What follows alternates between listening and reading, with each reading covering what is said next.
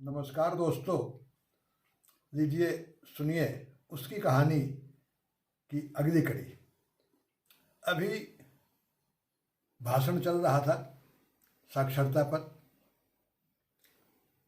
और पहले तो गुंजन अपनी मम्मी के पास बैठी थी और देख रही थी कि सामने बैठी गांव की महिलाएं, बच्चियां उसे एकटक देखे जा रही।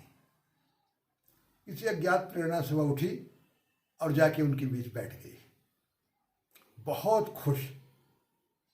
महिलाएं तो उसके सिर पर हाथ फेर रही थी, आशीर्वाद दे रही थी, और बच्चियां बहुत खुश अपने बीच में उसको पा करके।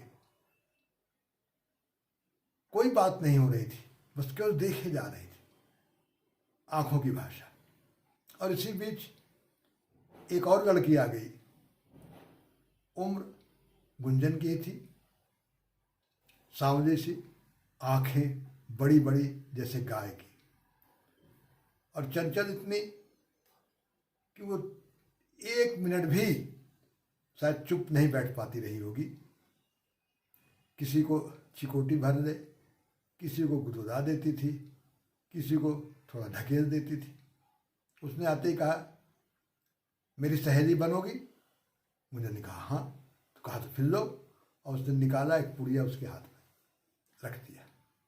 गुंजन ने खोला, हाँ, खट्टा मीठा चूरन, ये तो उसका फेवरेट था। बहुत खुश हुई और कहा ठीक, हम सहेली बन गई।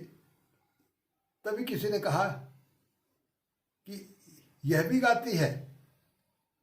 गुंजन ने कहा, अपना गीत सुनाओगी? उसने कहा यहाँ नहीं, उसके लिए मेरे घर चलना पड़ेगा।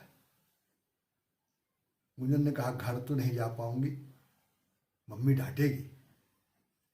तो क्या हुआ, मम्मी से पूछ के चलो, मेरा घर पीछे तो है, दूर नहीं है, सबसे करीब।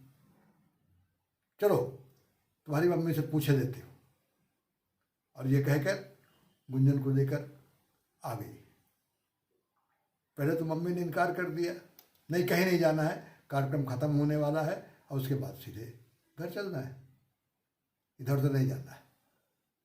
पर फिर पता नहीं क्यों कहा, अच्छा जल्दी से आ जाना। जब उसने बताया कि घर मेरा पीछे है तो आश्वस्त हो गई।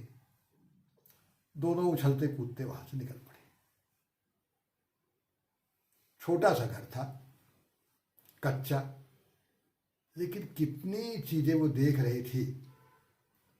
लेकिन सबसे पहले तो जो स्वागत किया, एक काले कुत्ते ने थोड़ा घुर्राया, शायद पूछ रहा था मान कुंवर से, ये है कौन?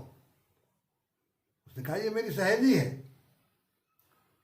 घुर्राना उसका बंद हुआ। और दूसरा कुत्ता आ गया, भूरा जिसको कहती थी वो।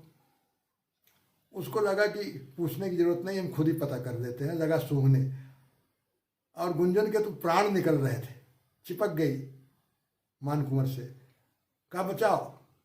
अरे कुछ नहीं काटेंगे तुम्हें, मेरे दोस्त है ना ये। और उसको डांट दिया तो भूरा भी वहां से हट गया। उसने देखा बाहर गाय है, बछड़ा है, बकरियां कई बंधी हैं। अंदर घर में गई, बड़ा सा आंगन,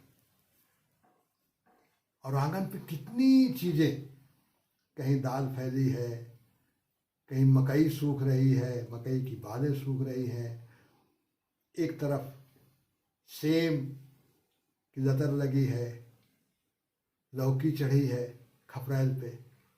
देखती रह गई कि जंगल, घर, इतने जीव सब एक साथ। और मानकोर ने कहा, देख, अभी कल ही तो मेरी बकरी ने बच्चे दिए। गुंजन खुश हो गई, दिखाओ दिखाओ दिखाओ दिखाओ।